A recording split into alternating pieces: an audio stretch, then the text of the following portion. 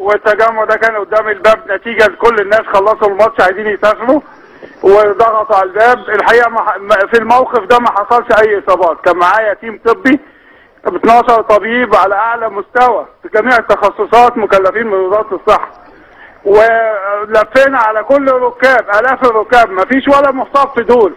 طلعت بالطاقم الطبي، خليت 5 في المطار عشان لو حد جه، وطلعنا معايا 7 اطباء، رحنا مستشفى الاطباء المكلفين بتوجه الناس فيها ما جالهمش ولا مصاب غير حالات بسيطه نتيجه لكسر الازاز اثناء سير الباصات وهي بتوصل للناس، عباره عن خدوش طفيفه وطلعت في الحال. دلوقتي متوجهين لمستشفى اسمها الفؤاد ومعايا الاطباء وطاقم الاطباء برضو هنطمن على دكتور ممدوح، هل في اي حاله وفيات عندك؟ مفيش وفيات خالص ولا في موقف كده.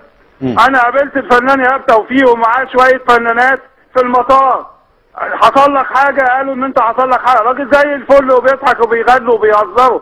الستات اللي معاه هم قالوا له اصل احنا سمعنا ان واحده قطعوها، اصل احنا سمعنا. يا جماعه طب حد شاف حاجه؟ لا احنا سمعنا، احنا معانا ما شفنا غير الفنانين يا غير الجماهير العاديه هل في اي حاله وفيات؟ بقيه الجماهير العاديه، السفير قاعد في السفاره ومطلع اطقم ندور على مصابين، مش لاقي. انا مش لاقي مصاب، انا بدور، انا معايا عربيه ومعايا 8 اطباء همسح الخرطوم كلها عشان لو لقيت حد اساعده.